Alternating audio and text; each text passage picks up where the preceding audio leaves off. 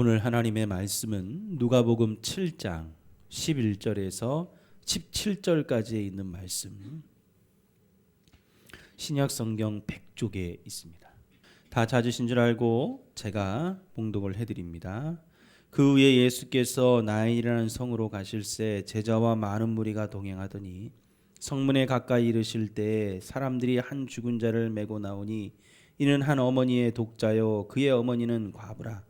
그 성에 많은 사람도 그와 함께 나오거늘 주께서 과부를 보시고 불쌍히 여기사 울지 말라 하시고 가까이 가서 그 관에 손을 대시니 맨 자들이 서는지라. 예수께서 이르시되 청년아 내가 네게 말하노니 일어나라 하시매 죽었던 자가 일어나 앉고 말도 하거늘 예수께서 그의 어머니에게 주시니 모든 사람이 두려워하며 하나님께 영광을 돌려 이르되 큰 선지자가 우리 가운데 일어나셨다 하고 또 하나님께서 자기 백성을 돌보셨다 하더라. 예수에 대한 이 소문이 온 유대와 사방에 두루 퍼지니라. 아멘. 할렐루야. 일주일 동안도 건강하게 지내시고 또 이렇게 얼굴을 다시 뵙게 되니 얼마나 감사한지 모릅니다. 지금 코로나 때문에도 많이 불안한데 저 우크라이나 또 러시아의 그 침공과 더불어 전쟁의 그 사건을 통해서 우리나라 국민들도 아니 전 세계가 지금 불안해하고 또 여러 가지 걱정과 염려를 하고 있습니다. 여러분 기도해 주셔서 이 사태가 세계 대전으로 큰 전쟁으로 발발하지 않고 잘 마무리될 수 있도록. 지금 이 일 때문에 지금 죽거나 다친 민간인들이 너무나도 많아요. 아무 죄 없는 사람들이 다치고 죽고 있습니다. 하나님께서 속히 이 전쟁이 평화롭게 잘 마무리될 수 있도록 여러분들이 기도해 주시기를 부탁을 드립니다. 자, 오늘 사순절 셋째 주를 맞이해서 두 행렬이라는 제목으로 여러분들에게 말씀을 증거하고자 합니다. 오늘 읽어드린 본문은 나인성 과부에 대한 이야기입니다. 남편을 잃은 과부가 아들을 의지해서 겨우겨우 살아가고 있었는데 그 아들마저 어떤 이유인지는 모르지만 죽게 되었습니다. 그래서 큰 슬픔과 고통에 휩싸여 있었어요. 근데 아들을 담은 관을 메고 나가는 그 행렬과 예수님이 반대편에서 오시는데 그 예수님이 마주쳐 오는 행렬과 만나게 되었어요. 예수님은 과부를 위로하시고 그 관에 손을 대시며 청년아 일어나라 말씀하시자 청년이 살아나게 되었습니다. 이를 통해 청년의 어머니가 위로를 받고 모든 사람이 하나님 앞에 영광을 돌리고 예수님에 대한 소문이 퍼졌다는 것이 오늘 본문 내용이죠. 자, 오늘 이 이야기를 통해서 우리가 주목해 봐야 될 것은 다른 사건들과 표적들과는 달리 오늘 이 나인성 과부는 조금 사건이 달라요. 다른 사건과 표적들은 예수님을 찾아갔는데 나인성 과부의 사건은 예수님이 찾아오셨다는 거죠. 대부분 예수님을 찾아가서 표적을 구하든지 이적을 구하든지 예수님 낫게 해주세요라고 간구하고 간청하는 것이 보통입니다. 또 주님은 그 믿음을 보시고 주님의 능력을 체험하도록 기적을 베풀어 주십니다. 병든 자를 고치시고 죽은 자를 살려주시고 귀신 들린 자를 귀신을 쫓아내시며 고쳐 주셨어요. 하지만 나인성 과부의 사건은 예수님이 먼저 찾아오십니다. 그리고 그 문제를 해결해 주시는 것을 볼 수 있습니다. 여러분, 죽은 자를 살리는 사건이 신약 성경에 총 3번 나와요. 첫째는 회당장 야이로의 딸을 살리는 사건이고, 두 번째는 나사로를 살리는 사건. 여러분 잘 아시죠? 그리고 마지막이 오늘 본문에 나오는 나인성 과부의 아들을 살리는 사건입니다. 앞에 두 사건은 예수님을 찾아가서 간청했어요. 살려달라고 했습니다. 회당장 야이로도 내 딸이 병들어 죽게 되었으니 살려달라고. 나사로도 자기의 누이들이 예수님을 찾아가서 예수님 저희 오빠가 오라버니가 죽었으니 살려주세요라고 간청을 했습니다. 그때 예수님이 오셔서 살려주셨죠. 하지만 나인성 과부의 사건은 이 과부가 가서 예수님의 간청하지도 간구하지도 예수님을 찾아가지도 않았습니다.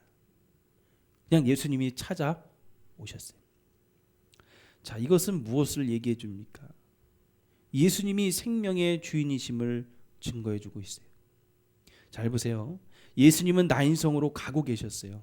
그때 예수님께서 혼자 가신 것이 아니라 제자들과 많은 무리가 동행을 했습니다. 수많은 이적과 능력을 나타내신 예수님을 보고 그를 쫓는 무리가 많았던 거예요. 이때 다른 한 무리가 나인성에서 나오고 있었어요. 예수님은 많은 무리와 함께 성으로 들어가고 계셨고 그 과부와 죽은 아들을 메고 많은 사람들이 슬퍼하며 성 밖으로 나오고 있었습니다. 그 성의 사람들이 죽은 자를 메우고 나오는데 한 어머니의 독자요, 어머니는 과부로 의지하며 아들을 의지하며 살았던 사람이죠. 성에 많은 사람들이 얼마나 안타깝고 슬펐으면 통곡하고 애곡하며 그 뒤를 따라왔을까요? 그런데 이 두 행렬이 나인성문에서 마주치게 된 거예요. 자, 이게 중요한 겁니다. 여러분, 나인성으로 들어가려고 하는 예수님과 그 무리들은 생명을 쫓는 무리입니다. 생명의 행렬이었어요. 생명이 가득했습니다. 하지만 나인성에서 죽은 자를 메고 나오는 과부와 성의 무리들을 그 행렬은 죽음이 가득한 행렬이었습니다. 그런데 이게 두 행렬이 마주치자 놀라운 일이 벌어지죠. 보통 길을 가다가 마주치면 내 쪽이든 반대쪽이든 서로 길을 갈 수 있도록 비켜주고 각자의 길을 가는 것이 상식입니다. 근데 오늘 주님은 성문에서 그 행렬이 마주쳤을 때 비켜주지 않았습니다. 생명의 주인이신 그 주님이 당신의 생명의 능력을 행사하고 있다는 거예요.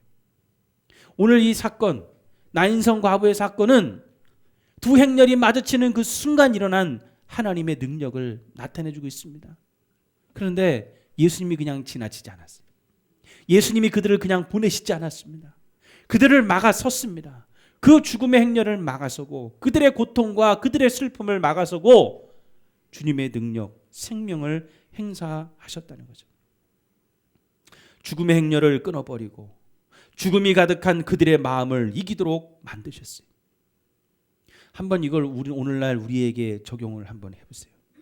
오늘 저와 여러분들의 삶에도 여러분의 인생에도 분명히 여러분들이 따라가는 행렬이 있을 겁니다.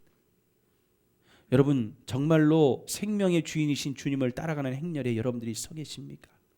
아니면 이 난성 과부와 같이 죽음을 가지고 고통을 가지고 슬픔을 가지고 여러분의 인생 밖으로 나가려고 하는 그 행렬에 여러분들이 서 계십니까? 죽음의 행렬에 서 있는 거예요? 생명의 행렬에 서 있는 거예요? 분명한 것은 우리 모두 관을 메고 나가는 그 장례 행렬과 같이 슬픔과 고통이 있는 행렬에 우리도 속해 있다는 거예요. 교회는 나오고 있어요. 예배는 드리고 있어요. 신앙생활을 하고 있습니다. 근데 고통이 끊이질 않아요. 슬픔이 끊이질 않아요. 그 슬픔과 고통과 염려와 걱정 때문에 분명히 나는 하나님을 믿고 예수님을 따라간다고 말은 하고 있는데 내가 따라가고 내가 쫓아가는 나의 모습은 죽음의 행렬 속에 내가 들어가 있다는 사실. 근데 주님은 오늘 그냥 그것을 놔두시지 않는다는 거예요. 반드시 예수님의 생명과 죽음은 맞닥뜨리게 되어 있습니다. 여러분의 고통과 슬픔과 주님은 마주하게 되어 있습니다. 아니 지금도 여러분은 주님과 마주하고 있어요. 근데 주님이 여러분들을 그냥 놔두십니까? 그냥 지나가게 내버려 두십니까? 아닙니다. 오늘도 주님은 여러분들을 멈추시는 거예요. 이 죽음의 장례 행렬을 멈추셨듯이 주님은 여러분의 고통과 슬픔을 그대로 놔두시지 않고 직접 여러분들을 찾아오셔서 오늘도 그만하라고, 오늘도 이제는 됐다고, 그 행렬에서 빠져나오라고 우리에게 만들어주세요. 아니 그것을 이기도록 우리에게 이길 만한 능력을 허락해 주신다는 거죠. 오늘 이 두 행렬이 갖는 의미입니다. 여러분 분명히 여러분들이 죽음의 행렬 속에 들어가 있을 수 있습니다. 하지만 주님은 그냥 놔두시지 않습니다. 주님과 반드시 마주칠 거예요. 주님은 여러분들의 그 행렬을 멈출 겁니다. 그때 주님의 손을 붙잡고 그 행렬을 빠져나오는 저와 여러분들이 되기를 간절히 축원합니다. 분명히 부딪힐 겁니다. 그러면 우리가 부딪힐 때마다 어떻게 주님의 손을 잡고 내가 따라가는 죽음 행렬을 빠져나와서 주님의 그 행렬에, 생명의 행렬에 우리가 동참할 수가 있겠습니까? 그것은 다름이 아니라 우리가 나에게 생명 되시는 예수님을 인정할 수 있어요. 오늘 본문에 보면 예수님은 나인성으로 가셨어요. 일부러 가신 거예요. 예수님께서 제자들과 많은 무리와 함께 갔는데 과부의 죽은 아들의 장례 행렬과 마주쳤어요. 자, 오늘 13절에 보니까 주께서 과부를 보시고 불쌍히 여기사 울지 말라, 그렇게 말씀하십니다.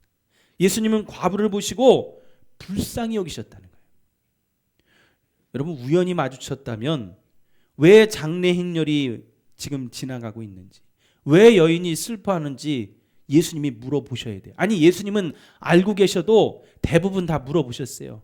주여 다윗의 자손이여 라고, 나를 도와주셔서 라고 외치는 모든 자에게 뭐라고 하세요? 그들이 원하는 것을 알았지만 물어보셨어요. 네가 원하는 것이 무엇이냐 물어보셨단 말이에요. 근데 오늘 주님은 그 과부에게 물어보시지 않았었습니다. 그냥 불쌍히 여기셨어요. 무슨 말이냐? 예수님이 과부의 문제와 아픔이 무엇인지를 알고 계셨고, 또 주님은 그 긍휼과 위로를 베푸시길 원하신다는 거예요. 오늘 우리에게도 마찬가지입니다. 주님의 긍휼과 위로를 주님은 우리에게 베풀기를 원하십니다. 단 우리가 해야 될 게 뭡니까? 주님의 그 긍휼과 위로를 거절하면 안 돼요. 그 위로를 받아들이고 인정할 수가 있어요. 우리는 보통 낯선 사람이나 내가 마음에 들지 않는 사람이 호의를 베풀면 아무리 좋은 것을 베풀어 주어도 주춤하거나 거절할 때가 있습니다. 아니, 어떤 사람은 화를 내기도 합니다. 필요 없다고. 근데 과부는 처음 보는 주님에게 화를 내지 않았습니다. 울지 말라고 위로하여 주시는 그 주님의 위로가 사람의 위로가 아니었기 때문입니다. 모든 아픔과 상처를 다 알고 말씀하시는 그분의 말씀에 자신의 처지를 인정했다는 거예요. 이게 중요합니다.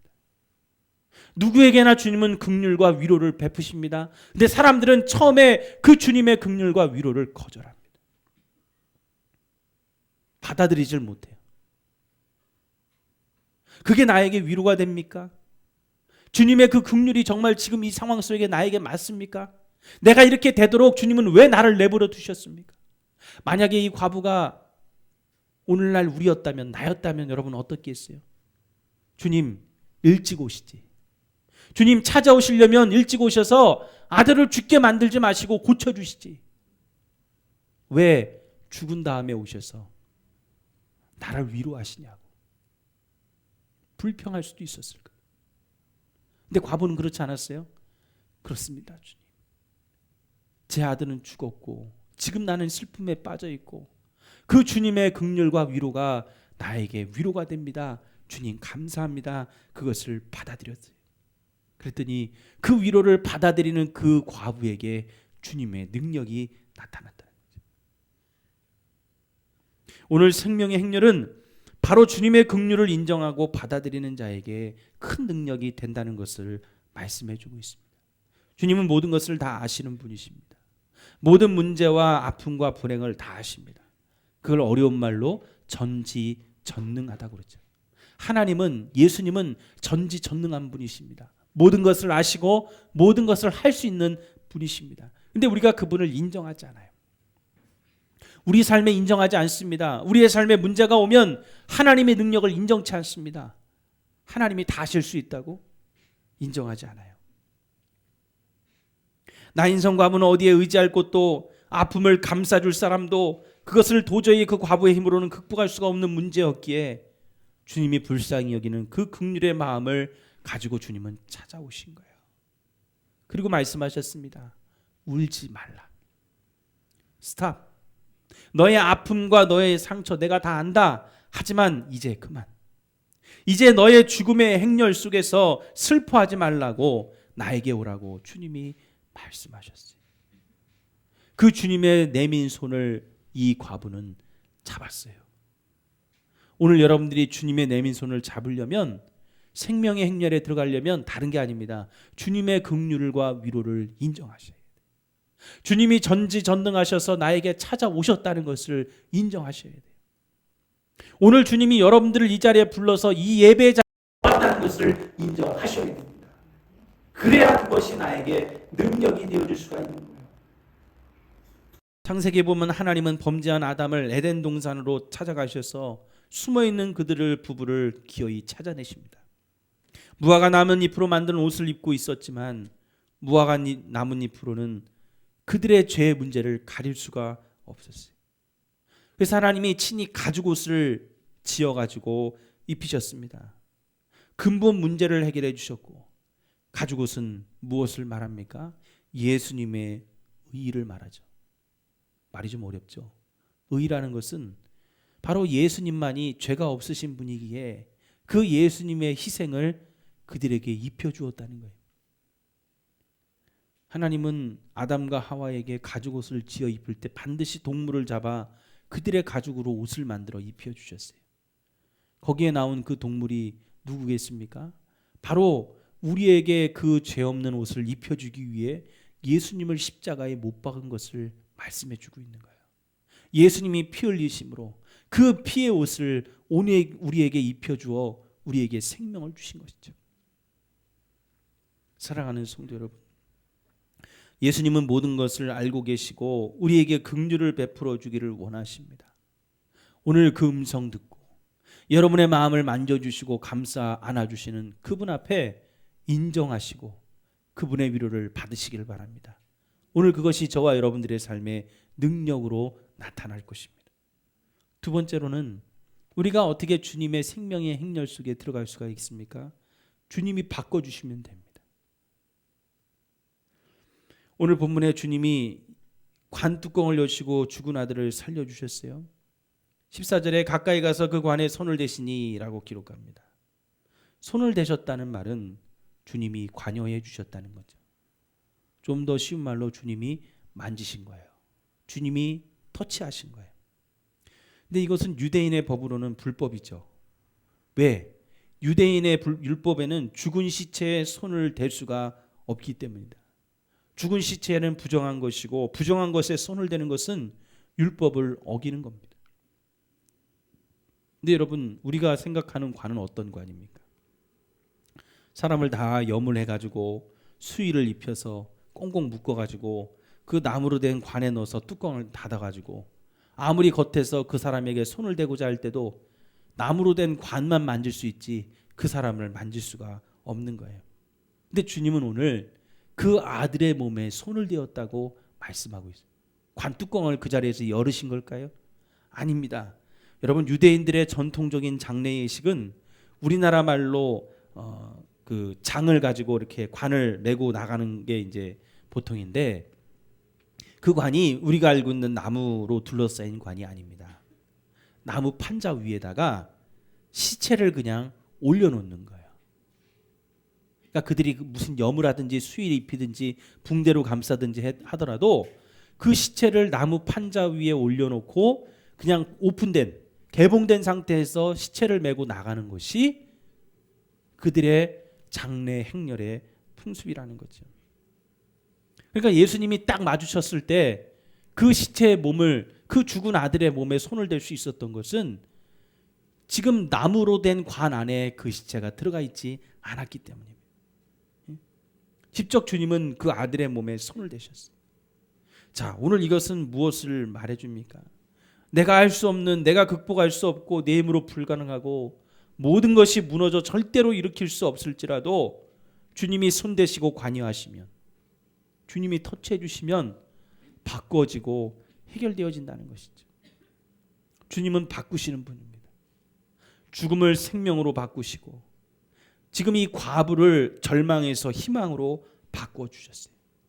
원래 그 장례를 위해서 공동묘지로 가고 있었는데 다시 집으로 방향을 돌려서 바꾸어 주셨어요. 초상집을 잔치집으로 바꾸어 주셨고 불행을 행복으로 바꾸어 주셨습니다. 죽음의 행렬을 생명의 행렬로 바꾸어 주셨어요.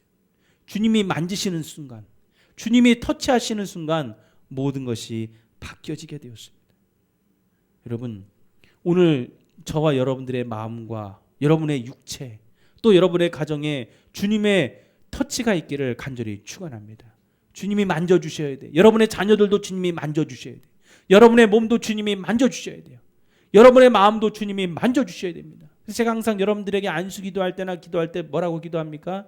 주님의 피 묻은 손으로 만져달라고. 왜? 주님이 터치해 주셔야 그 순간 모든 것이 바뀌기 때문입니다. 마지막으로 여러분, 주님의 음성이 들려줘야 됩니다.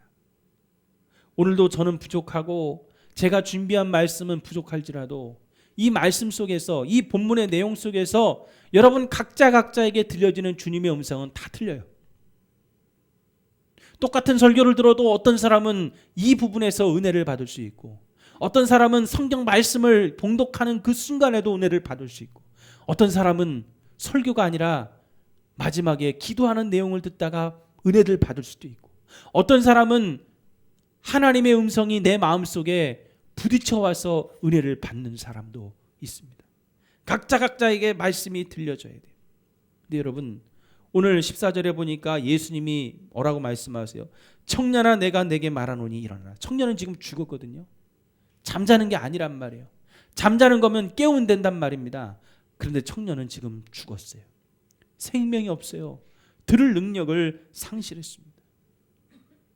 그런데 죽은 사람이 말을 들은 것입니다. 오늘 예수님의 음성은, 주님의 음성은, 하나님의 음성은 죽은 자에게까지 들려지는 놀라운 음성입니다.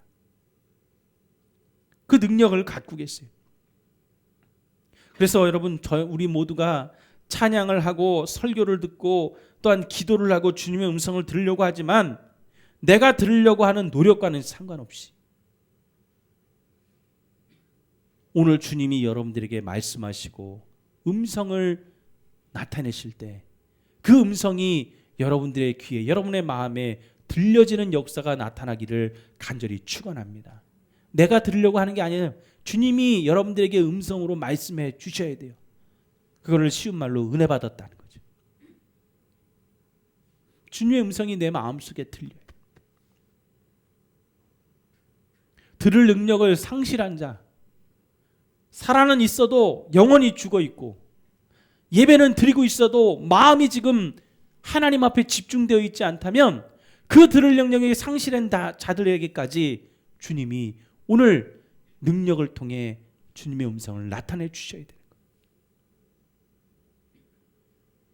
주님은 주님의 말씀이 들려지도록 말씀해 주십니다. 오늘 그 주님의 음성을 들을 수가 있어야 돼요. 생명의 행렬에 동참하고 따라가려면 오늘 그 능력을 깨워야 됩니다. 여러분의 영혼을 깨워야 됩니다. 그 음성이 들려줄 수 있도록 여러분의 마음과 생각을 열어 놓아야 됩니다. 그래야 그 말씀이 나에게 들려지는 것입니다. 사랑하는 성도 여러분, 저는 하나님의 그 말씀을 통해 주님의 음성이 여러분의 마음속에 들려지기를 간절히 소원합니다. 예배 때마다, 기도할 때마다, 말씀을 들을 때마다 그 음성이 들려질 수 있어야 돼요. 히브리서 4장 12절에 말씀하죠. 하나님의 말씀은 살아있고 능력이 있어 좌우의 날선 어떤 검보다도 예리하여 홍과 영과 관절과 골수를 찔러 쪼개며 또 마음의 생각과 뜻을 판단한다고 했습니다. 하나님의 말씀은 좌우의 날선 검처럼 예리하다고 했어요. 오늘 우리의 생각으로는 불가능할지라도 주님은 저와 여러분들의 마음을 꿰뚫어 보고 계십니다. 그리고 오늘도 주님의 음성을 우리에게 나타내고 계세요. 그 음성을 들으심으로 이제 죽음의 행렬에서 생명의 행렬로 넘어갈 수 있는 우리 모든 성도 여러분들이 다 될 수 있기를 주의 이름으로 축원합니다. 기도하시겠습니다.